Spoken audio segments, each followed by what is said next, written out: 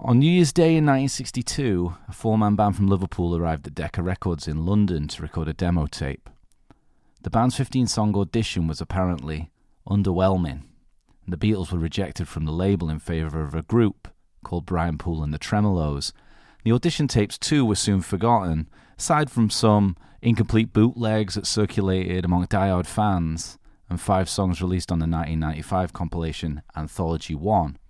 So, when Rob Frith, the owner of Neptoon Records in Vancouver, and the man we interview today, brought a tape labeled Beatles 60s demos to his friend's studio on a whim, he didn't know the value of what he possessed. You're listening to Impossible Way of Life, a podcast created by musicians, for musicians, diving deep into the grind, the glory, the gritty truth, the life of musicians in the music world. And just like you need us, we need you. So please consider supporting our podcast through our Patreon at patreon.com/AnImpossibleWayOfLife for an extra bonus episode every week for $5 a month. That's less than a cup of coffee. And thanks again, Rob, for this interview. Okay, well, hallowed ground down here. That's how it feels to me. Yeah. It's a charged room, charged atmosphere. Drank a lot of wine down here. Well, I used to come here, as you know, like when I first moved to Vancouver, I didn't really have many friends, didn't really know anyone. And I came down here and I would go through, it didn't look as organized as this. Yeah, we've sort of worked on it and over time. Yeah. I'd sneak in and go through the records down here and pick them out. And I always remember this, depending on who was working, because I didn't really know you very well at the time, you were very generous with your prices. But depending on who was working, they would fluctuate quite wildly. Oh, you mean if you grabbed something that wasn't priced down here? Yeah. Then, oh, I see. Yeah. Right, yeah. Yeah, I mean, you know, a lot of times employees want to do right. By you. Yeah. And so they're probably putting the going price on it, and then where I have flexibility to do whatever I want. Rob, do you because I worked at Zulu, I know about there's a certain type of record buyer in this town, maybe in every town, that they only want to look at things that aren't priced. That's right. Yeah. Because they want you to screw up. Yeah, the guys would come in and they'd just be like looking behind the counter to see if there's any boxes of unpriced items they could possibly find. Yeah. Doesn't matter if it's dollar LPs, whatever. Because that one record that they've been looking for their whole life might be in there or something, you know. And we used to do that on purpose and have boxes with stuff that wasn't priced. Just to attract those particular customers. But they don't usually buy anything, if I find, because it's like they're looking for some mythological record that doesn't exist. Yeah. That was the impression I was I got. just telling another fellow that I was on his podcast, a guy named Mazzy, that we did a thing, and it happened that day, which made me, we were just talking about quirky things that happen in stores, and I had said that when people come to the store and they say, they open the door and they're like, oh my God, where do I even start? Yeah. That means they're not going to buy anything. Yeah.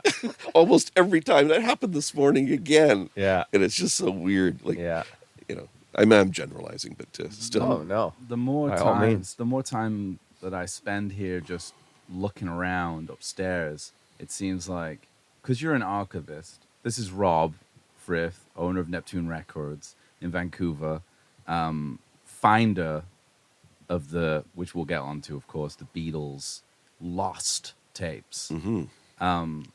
But you've been in the business as a proprietor for a really long time. Yeah, it's 44 years. Yeah. Yeah. And have ostensibly been archiving everything, certainly Vancouver, West Coast, and beyond, probably your whole life, really. Yeah, I mean, not consciously early on, but I started to really get into Vancouver stuff because they didn't really reissue anything like the 60s stuff in Vancouver. So, you know, I'd find singles and stuff like that because, you know, a lot of the bands never had albums or find the albums. And then I remember opening my store in 81. Where was it originally? It was on Fraser Street near 41st. Oh, yeah. And I remember like radio DJs coming to my store looking for things that had actually been hits, mostly of oldie stations, but the things that were hits from Vancouver. 45s. Because they couldn't find them anywhere. There was no reissues, so they kept looking for the stuff. And I remember thinking, man, somebody should reissue these things that Yeah. everybody's looking for because no one could buy them. They're great. It was great music. So then it sort of made me think of putting a compilation together, and which I did, and I Did and I- another one. Then I did another one, and I did What another. was I it think called? The It's called The compilation? History of Vancouver Rock. Right. And there's 4 volumes. So Oh, Yeah, listen, we're rock and roll Take guys. your, take your Yeah, sparkling it's- water I'll too. get my water too here. so Right. yeah. Anyway, so put one out, and it got a lot of media attention because no one had done it before. And, Yeah.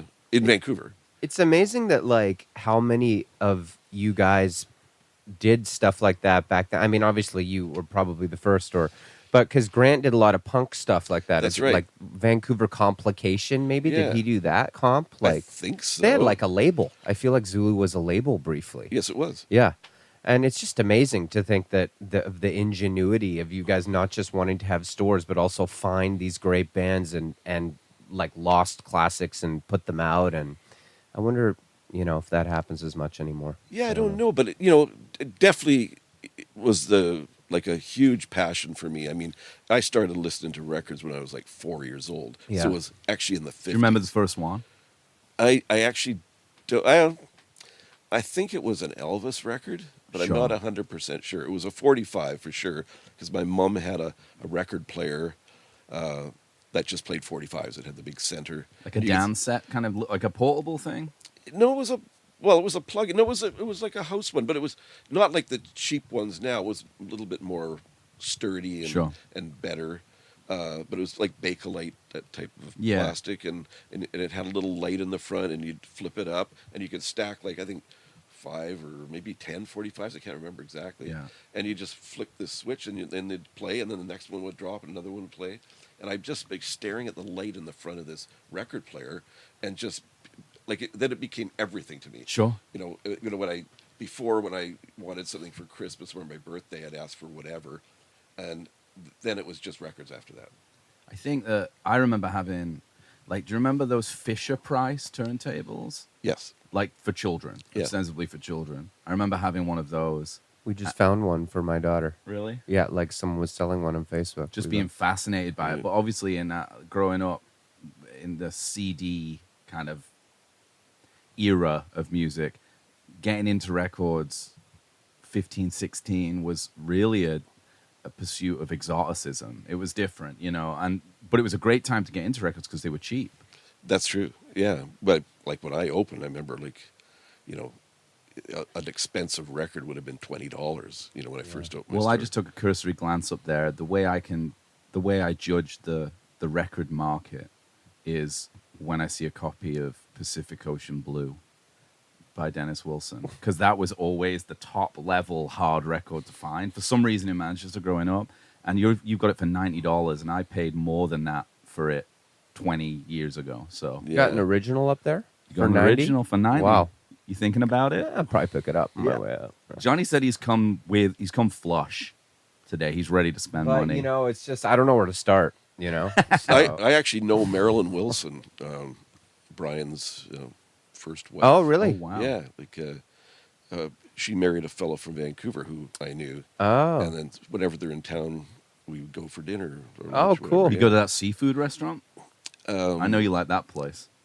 Well, when I went with them, I think we went to I don't know, Earl's or Cactus Club. It was a long Classic. time ago. Just yeah. classic. Easy. Yeah. Easy. Just Something good for service. everybody. You don't And have to fuss too much. And then we went somewhere when I was in L.A. Got together down there. I can't even remember the name of the restaurant, but yeah. Well, thinking of She was married to him when she was they were the teenagers, right? The They were 60s, really right? young. Yeah. Yeah, they had kids and kind stuff. of before the sand pit, Yes, that's right. really. The sandbox by the piano. Yeah. Yeah. I think maybe just before that era. Yeah. Rob, are CDs coming back? They are. Yeah. Not in of a getting big back into way, them. but Yeah. it's it's something that I think like my son Ben, who works Major here, player. Yeah. Major player in the Vancouver music scene. Yeah, it's Bit more kind of rock, Yeah. heavy he's a good- rock drummer. But he did have in his he had great drum teachers. Right. jazz players, funk, soul kind of players. Technical. Very good. So he learned all types of drumming Yeah. early on, and I think it really made a huge difference in he could play anything, you know. Yeah. But CDs. oh yeah, CDs. So yeah, it was like really dead. We did sell them. I know Ben wanted to sort of just, hey, let's get rid of the CDs. Yeah. And I just said, I don't know, you know, things come around again. So just like they did with records. And like I remember all the stores not wanting records anymore, and they just went CDs. Yeah. And those stores all went out of business. Yeah. We always kept records. Did you and keep CDs. them just because you loved it? I get a sense from just spending time with you over the years, like that you've never really made any decisions strategically for business. It's just been about like the fact that you want to be surrounded by records all the time. Sort of. I have made business decisions that I think worked out really well. Like, for instance, buying the building that I'm in. Mm-hmm. Yeah. So, like, things like that make it so you can stay in business. Yeah. You know, if I had to pay the rent on Main Street right now, Couldn't do it. It'd be insane. Like, Yeah. it's like, it'd be like, $12,000 a month. Mm-hmm. So that was a big thing. But yes, the CDs, I'm noticing now younger people buying CDs again, which that didn't used to happen. So They sound good. yes, they do sound good. And they're great in the car, you know. You know, I had that black roll-up Beatles box set. Yeah. Yeah, I had that as a teenager. I sold it like an idiot. I needed money. Now it's worth way more than it was that I sold it for. And I swear, I never heard the Beatles sound as good as on those like 80s CDs that I had of those. But now we're realizing that there's a lot of stuff we don't know about, like mono and things like that. Yeah, I found that, a lot of times people had, like your first record player, crappy record players. So that was the sound they were used to hearing on a record. Yeah. And then, all of a sudden a CD comes along. Hey, there's no clicks or pops, Yeah. But the same people had CDs and they never put them in the case, scratched them all up, so they started to skip. I used to put them in the dishwasher. There you go. Clean them up. So, Does that work? I don't know. I feel like that's what I feel like that was kind Greasy of a thing. palm. Yeah. Greasy. That's what Grant used to tell Grease me. the wheel. Clean it with your greasy part of your hand like that. That's Oh what my he used to God. do it. You think that's true? I don't know. So that was a mono CD box set, or was that the stereo No, it one? was stereo. So this is the thing. This is a big issue for us right now. We wanted you to teach us about this because I'm a massive Beatles fan. He's Like a Beatlesy guy. Incredibly big Beatles fan. But I grew up on the stereo mixes of the Beatles, being a kid in the 90s and whatever, and everything anybody had were stereo mixes. The box set we had was stereo. I used to ride my car to school and had those crazy Rubber Soul stereo mixes and used to hard pan to hear what was going on the bizarre mixes of percussion all on one side and vocals, Right. And just recently, and those records were always strange to me, like Rubber Soul, Help, because of how bizarre the mixes were. And I sort of had trouble getting into Rubber Soul, and then recently I just kind of realized I don't know if I've ever actually heard the mono mixes of these albums. And I couldn't find them they're not on Spotify, and they're incredibly lucrative to own in like really good condition. And what is your opinion on whether, is that the way to hear those albums, do you think? Well, they spent more time doing the mono mix Yeah. when they were actually recording the records and putting them together.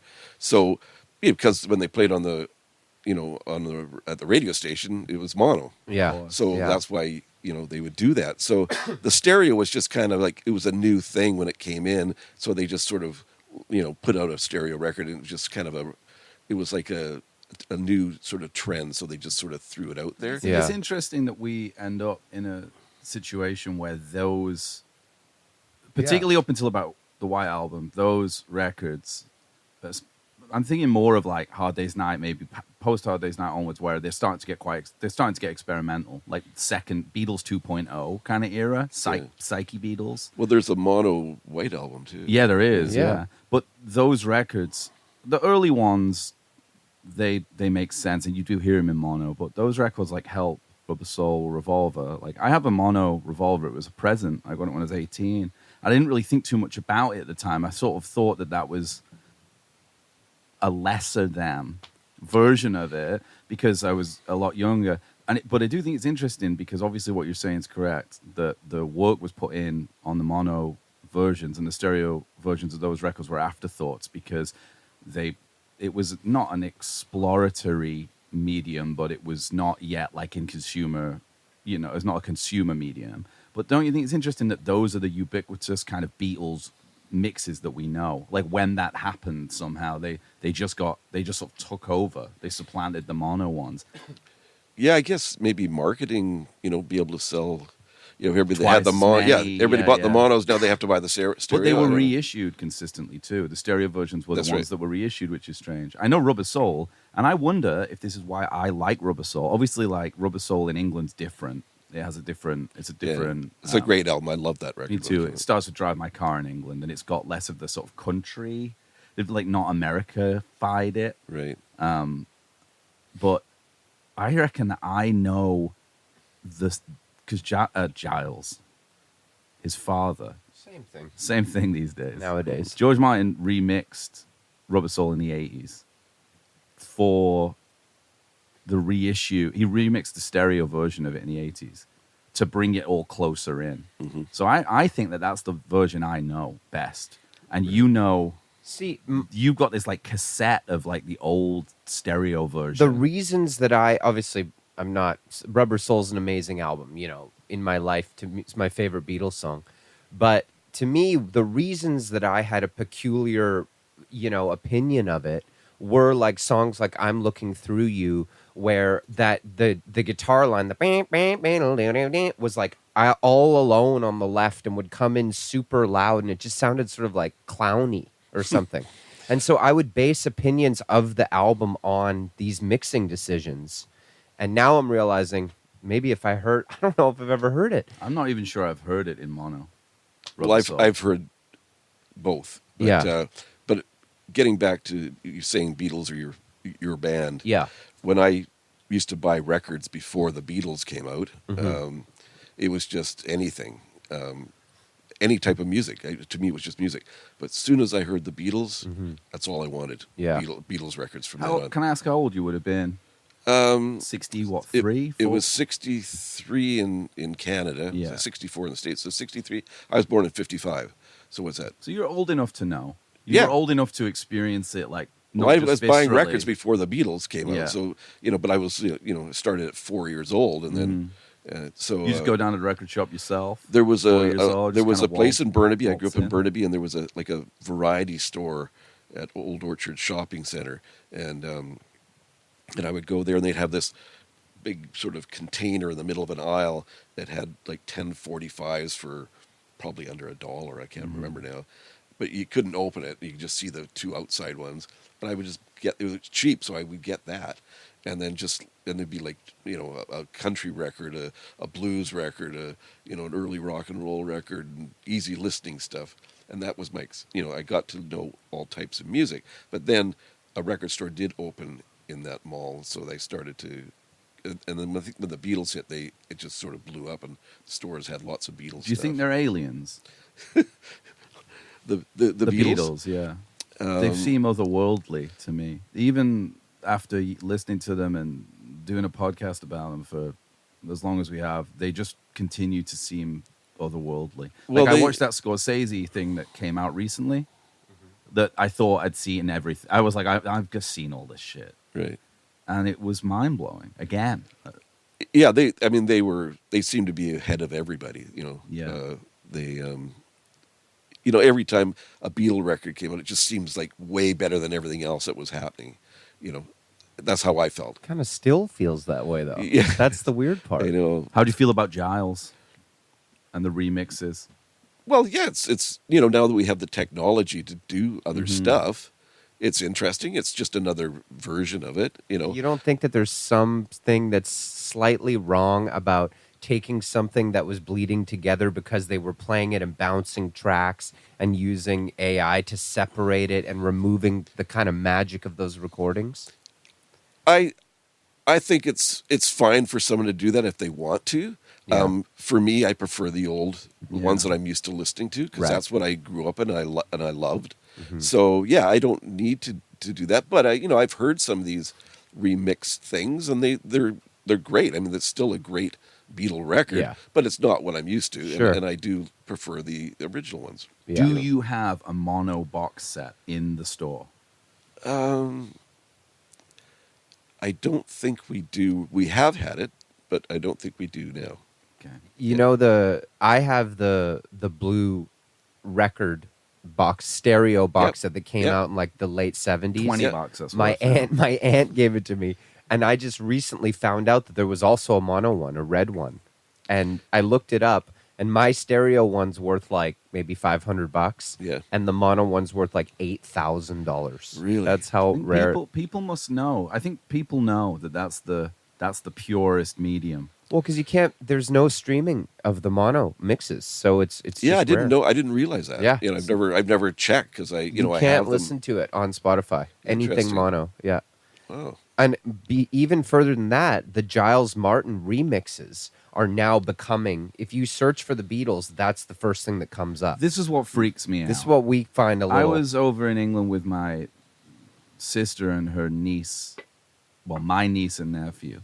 And my father was there, and he wanted to play Yellow Submarine to them. This was a big moment, Yeah. I think. Yeah. He wanted to play it. And he put it on, and I was like, this isn't Yellow Submarine. This is like a different version of Yellow Submarine. Yeah. And that's funny. I think that that's a strange thing. But Yeah. maybe that's... maybe I'm overthinking we sound it. like real. We sound like real old guys. Well, on with the this right place podcast. to do it, we're surrounded by records in a sort of Yeah. nuclear bunker. What have we got here? I feel this is kind of. Well, we are in the Nardwar zone here. I was just going to say, I know what, I don't know if this is deliberate or I brought that because we chatted. we about chatted this. about it Yeah. last time. So this is really interesting stuff. Yeah. I can sort of segue into it. You've got that Electric Prunes in F minor record. Yeah. And right next to it is a collector's record, well, two collector's records. And there's a major lineage here, and it's a Vancouver lineage, right? That's right. Yeah. The Collectors being Chilliwack, right. Psych Chilliwack. We This is the CanCon. So, We've yeah, been doing a lot of CanCon recently. yeah, the so. Collectors, one of my favorite bands that came out of Vancouver. They were just such great players. The album cover, even the album cover, which was done by Bob Massey, a local Vancouver artist. Who did your? Yeah, he did one of the albums. He did one for of me. yours. Yeah, he did. Actually, he did two. He did this one, the History of Vancouver Rock, Look Volume at this. Pass 3. this over here. That's Volume This is 3. volume 3 here. Which is actually the first one I put out, because at the time when I was going to do I had a vision of 50s, early 60s, mid 60s, late 60s. That's kind of 4 kinksy volumes. to do volume 3 first. They'd often do a kind of like Well, part 1, nothing else. had There was a come out. reason for it in that at that time, garage band stuff was really Nuggets, hot. pebbles, Really hot. And I thought, gee, if I do that one first, it'll sell enough that I can afford to So do the you're other ones. doing them chronologically. I was going to, but I decided to not do them chronologically, but I numbered them chronologically. Right. So, but also with people with the collector's mentality, they bought number 3. Mentality. Yeah. They're gonna want 1 and 2 for sure. Business acumen. Whether so it was. We kind of thought in those terms as well. I actually see on the back of this, you've got the painted ship on here. Yeah. The band Frustration, and Little White Lies, and that's now a bar, right? On the other side of town. That's right. We're DJing at actually May 10th. Yeah, they named it after that. In fact, the owner got some painted ship posters for me to put up on the. It's got a big Joni Mitchell mural there. Have you been inside there? I've been inside. I think it's Joni with like a oil tanker behind her for some. It's dystopian, Right. really. I don't really can't know. even It's like place the it. For the Roses cover, Oh yeah, kind of Joni. yeah.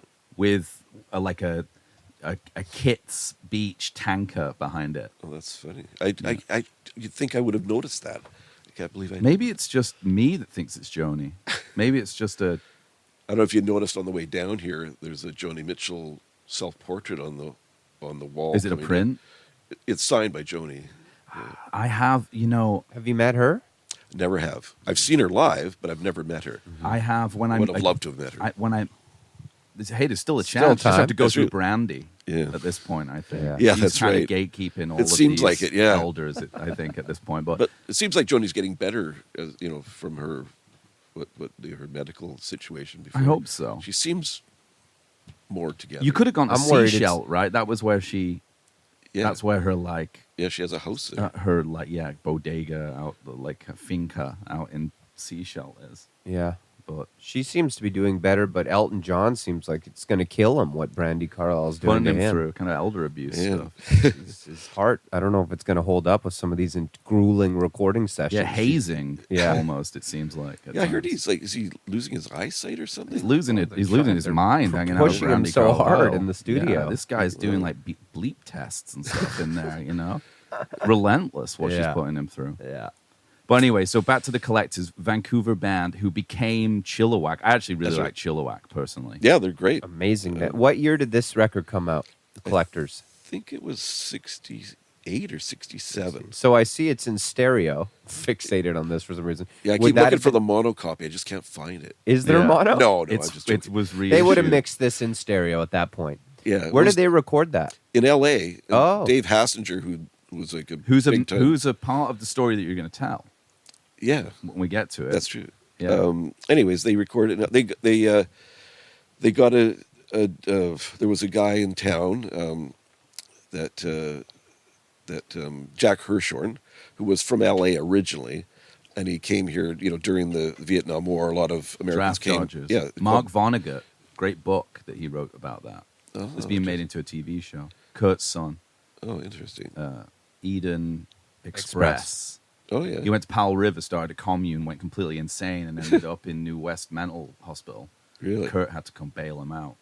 Wow. But anyway, so So- this guy's here. He's recording the Collectors. He ends up managing them and got them signed to Warner Brothers. Well, actually, no. He got them signed to Valiant Records because he knew someone at Valiant Records. And in fact, he'd got a band called the what are they called now? I'll think of it.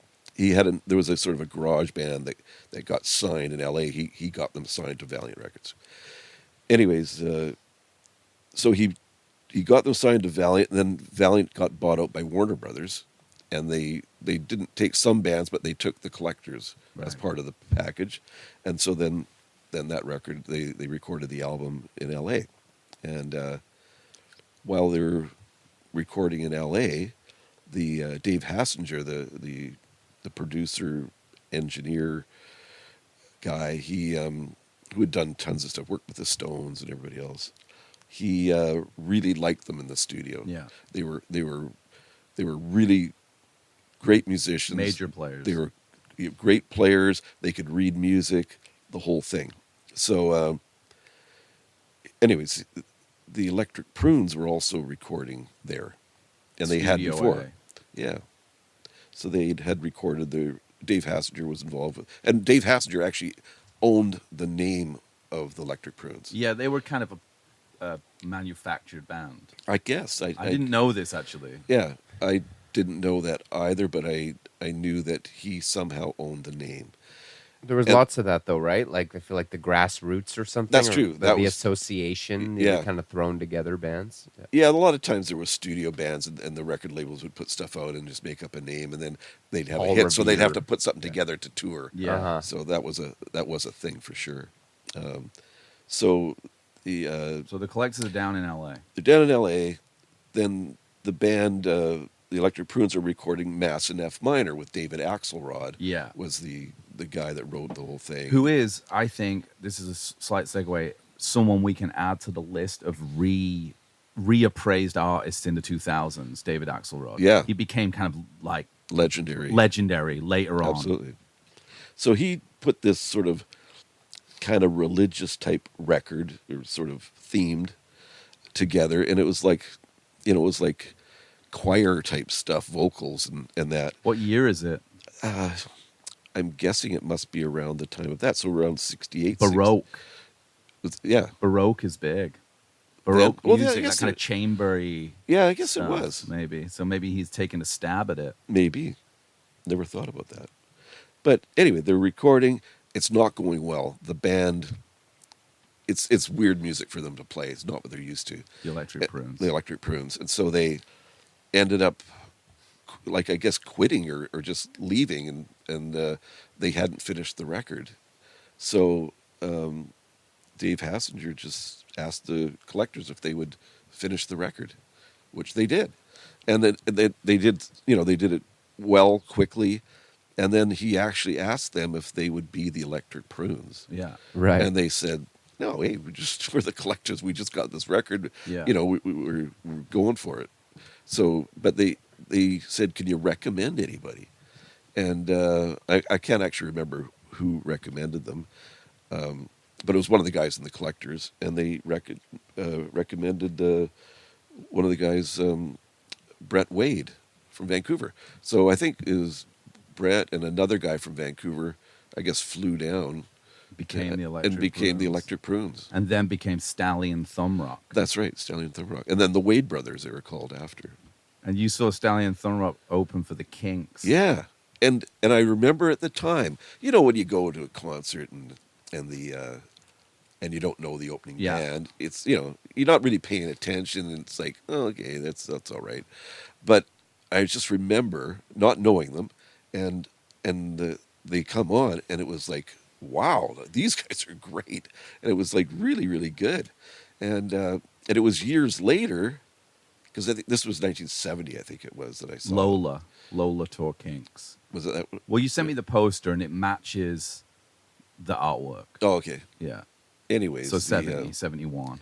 It was Bob Massey, actually, that did that poster. Really? Yeah, the Vancouver guy. So, anyways, you saw Ray at the Commodore. That's right. Yeah, so, I went to see. So I actually met him, too.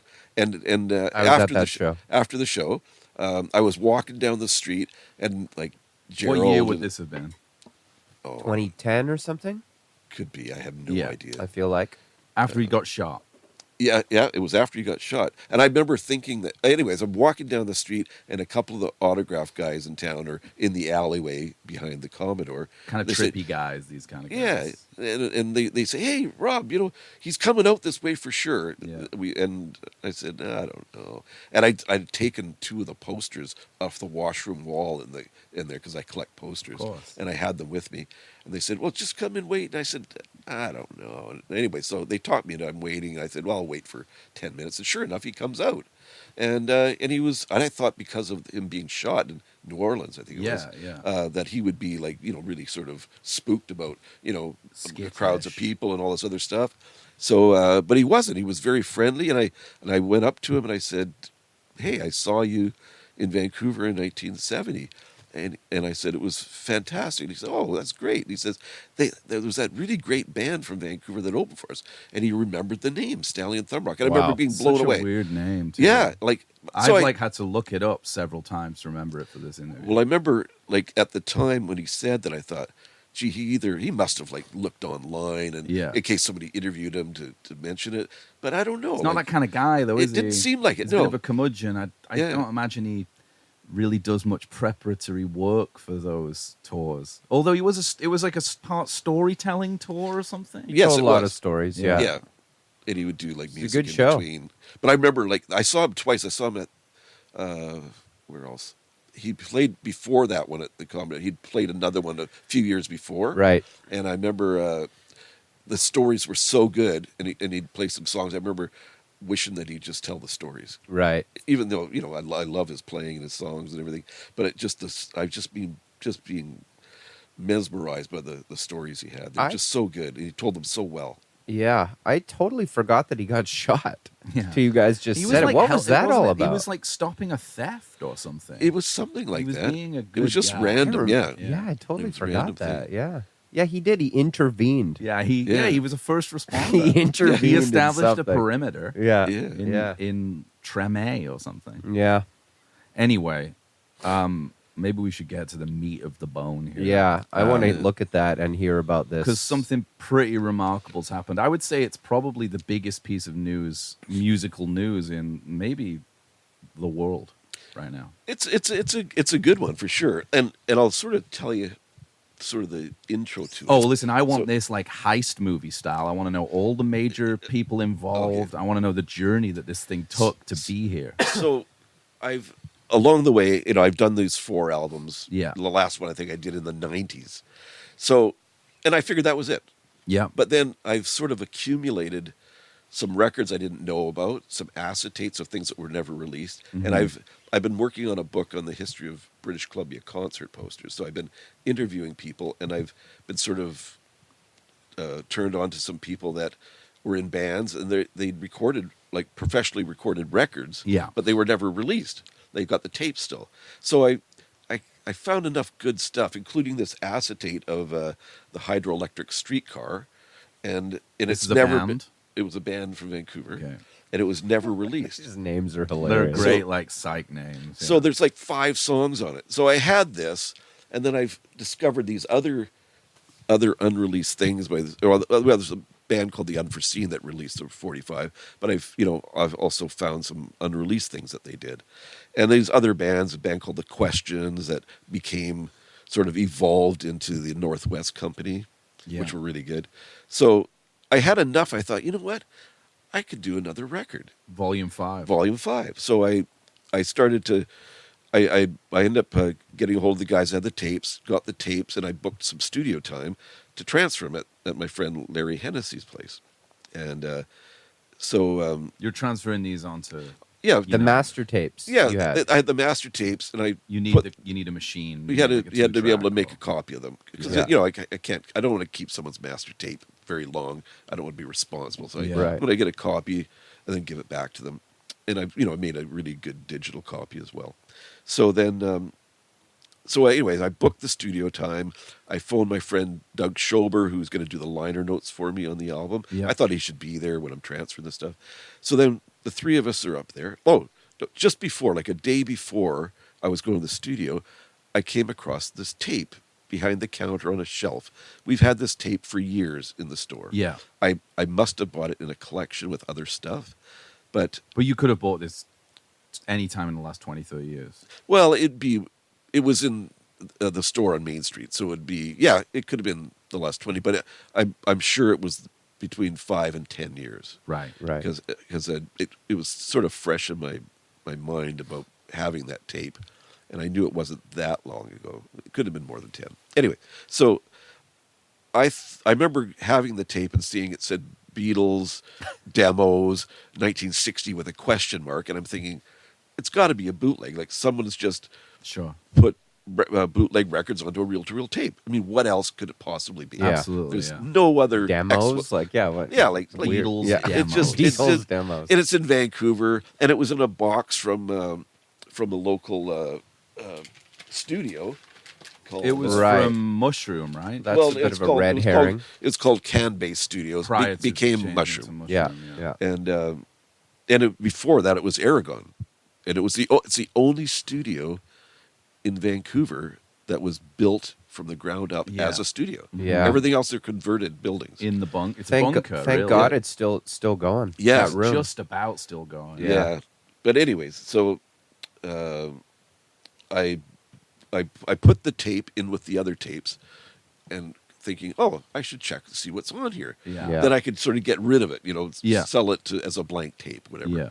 So I grabbed the tape. We went up to the studio. We got there a bit late, like 7:30 or something.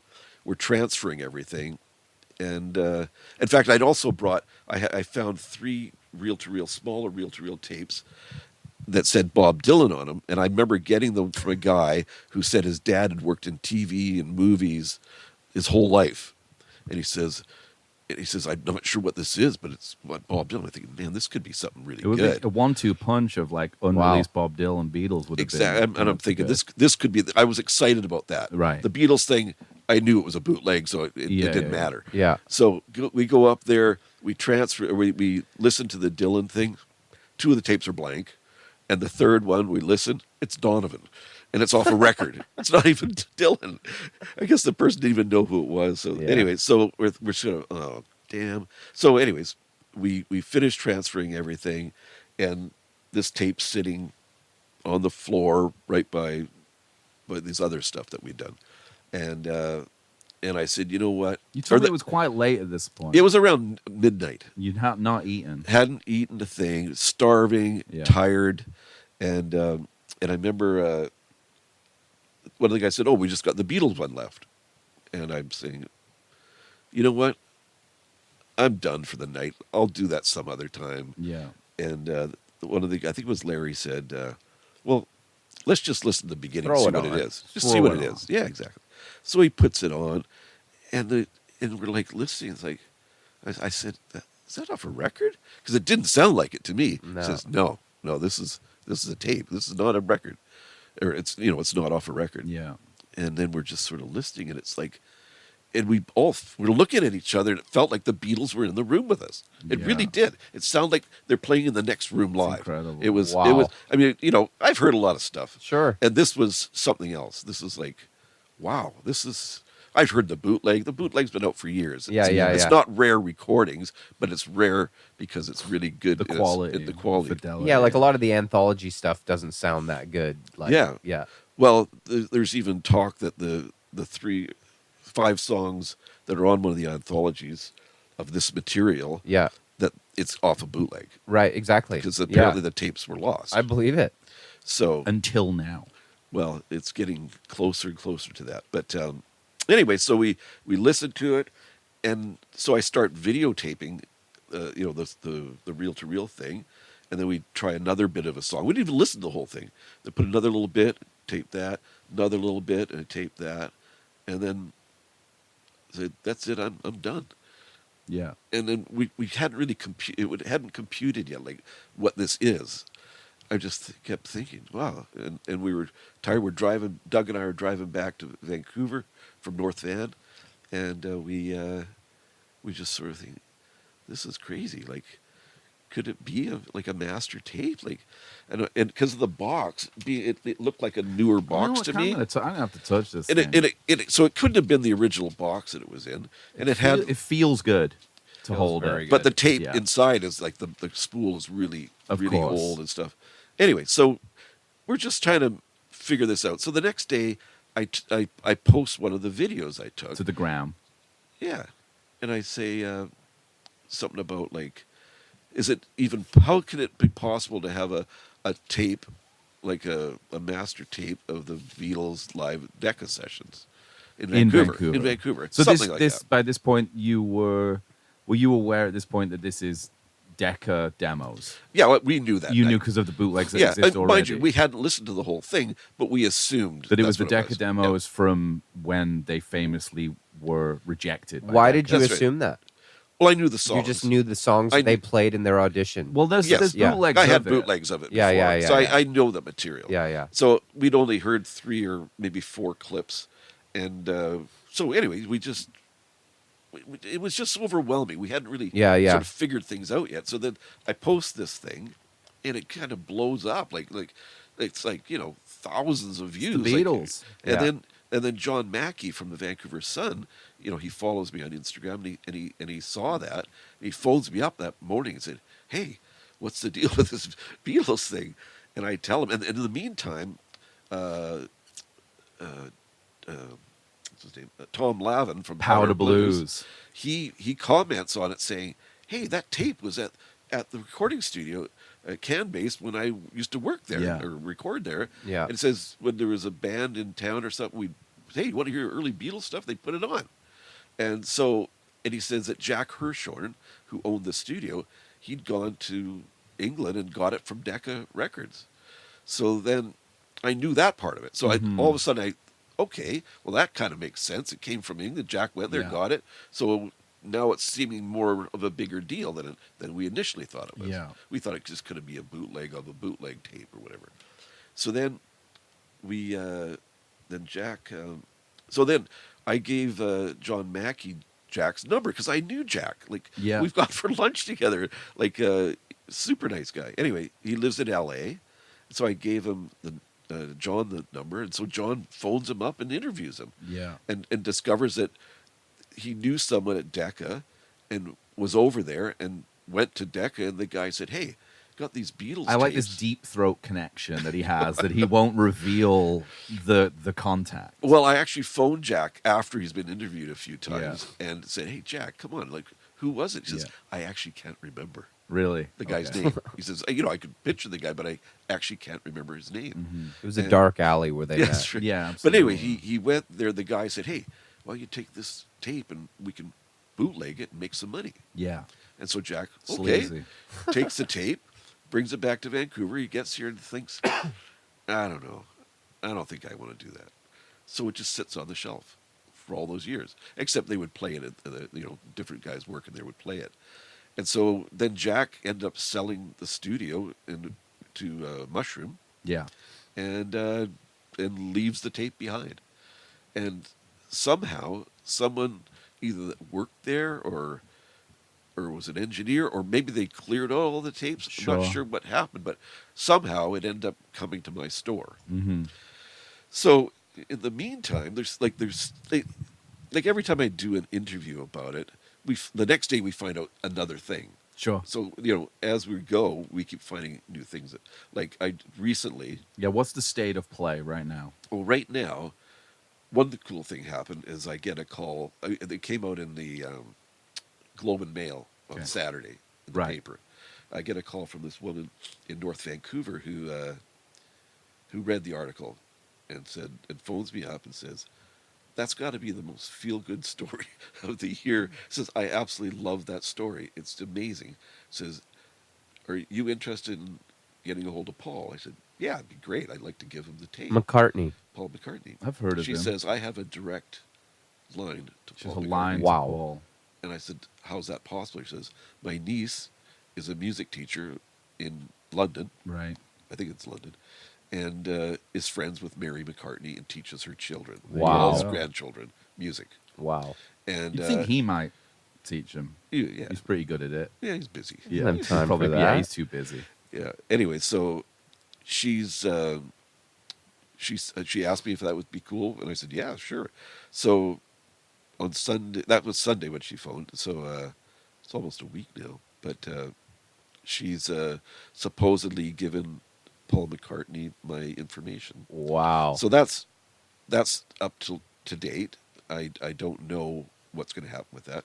The other thing that's happened is myself and Larry keep getting asked by all these different engineers all over the world. Sure. Like they say that they can tell where a tape is from. Okay. I don't even see how that's possible, but apparently it is. They're just trying to get their hands on it, man. Don't fall Maybe. for it. Yeah. And the other thing they say is they can tell the generation of the tape, like how far up the chain it is from Right. bootlegs and things like that. Sure. The quality. Right.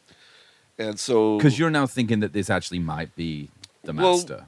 we were thinking that it's probably a copy off the master. That's Yeah. what we were thinking. Mhm.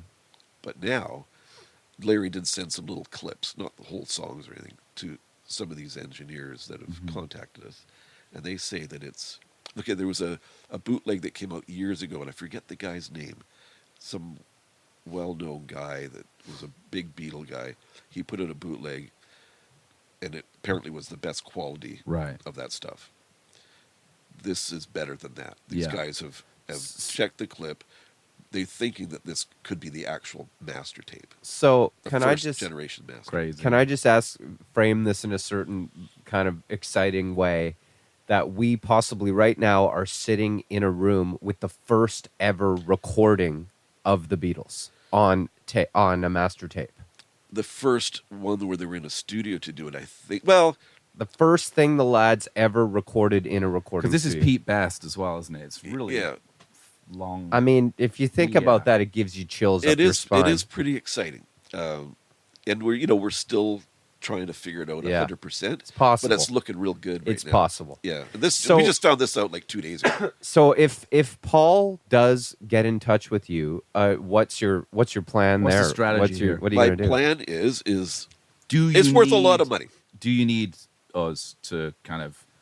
We figured put you in a might word for need me. Come on. witnesses Do you need when you give witnesses it to to the Paul, just to transaction? make sure it's a clean. Oh right, yeah. You guys want to be here, and maybe yeah. I could call you, hire you as security. Well, I was just Yeah. thinking Walk that in you're gonna somewhere with need a tape, you're or- gonna need someone to come, like come upstairs, like what is it, like the Bobby Fischer, like Spassky or Karpov, I can't remember, they're in a room. You know, you need someone to just be saying like, it happened. We saw the trade-off. No one else needs and to us see being it. kind of local rock and roll journalists, those Yeah. types, we would obviously be the first choice to do something like that. Yeah, I think if I would.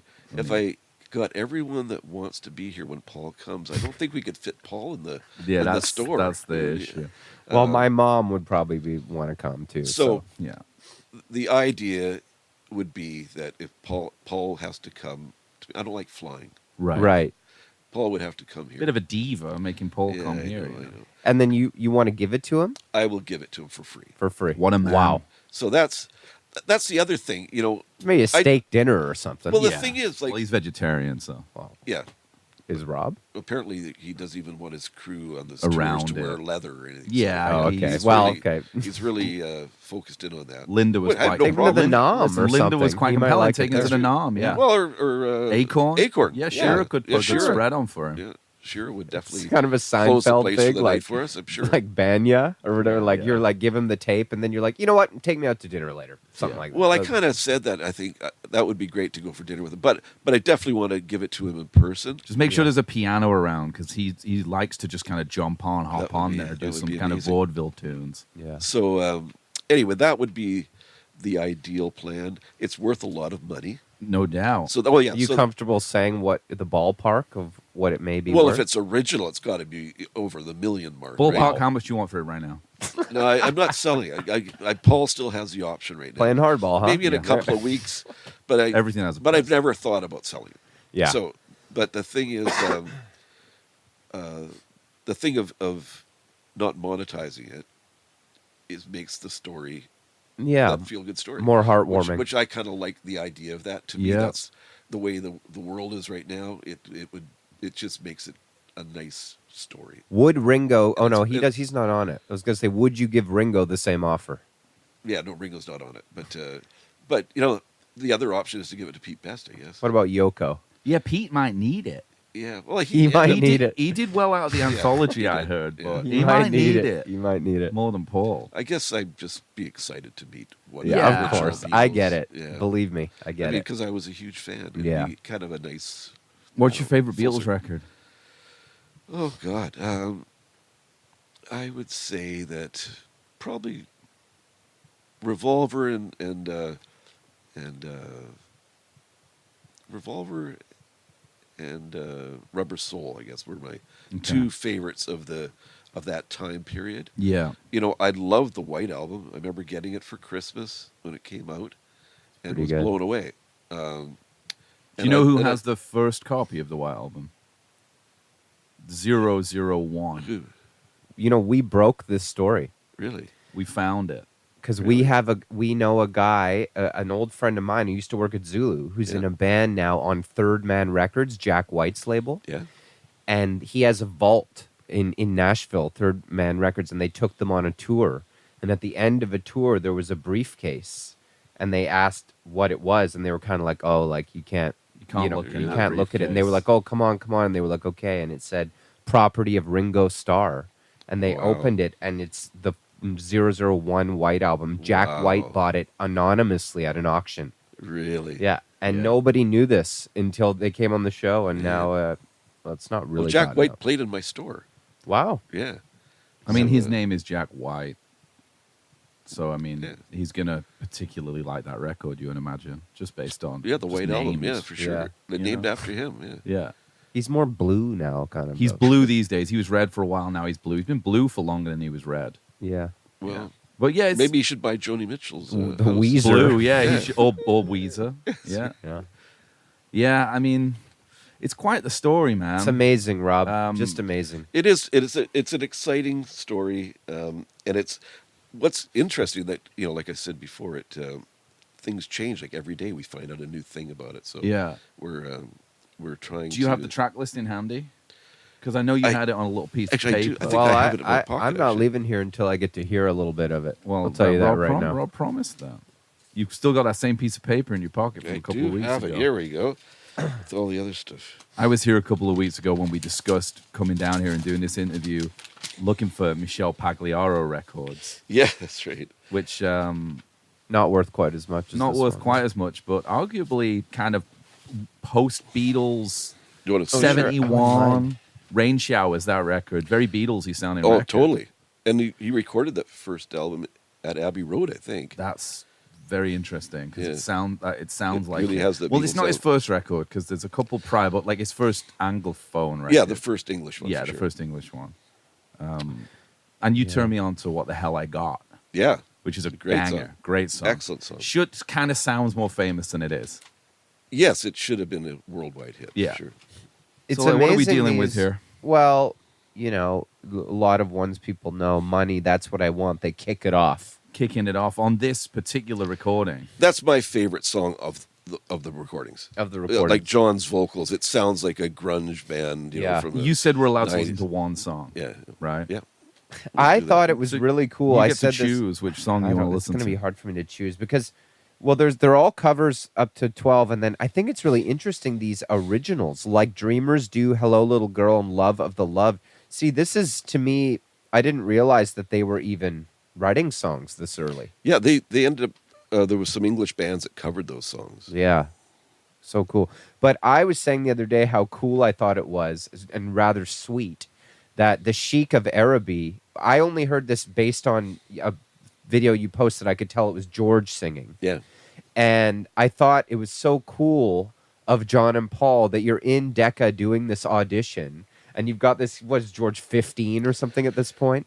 definitely in his teens. Yeah, and probably it's, late. I thought teens. it was neat that the second song they do, they're like, let George sing that one. It's good. Well, I think you know? he sings a few. Does he really? on there? Yeah. Wow. I was. That's what I was surprised too. When Yeah. I thought, wow, George is singing quite You a think bit. they'd be like, we'll handle this. Yeah. You know, this is our big audition. Maybe that came later. The that thing kind of is, it energy. was New Year's Day, so who knows? Maybe they were all hungover and George and was- George wasn't. I don't he know. was able to sing. Yeah. And the motivation for Decca passing on the Beatles was that they thought guitar groups were a thing of the past. That's what they said. Yeah.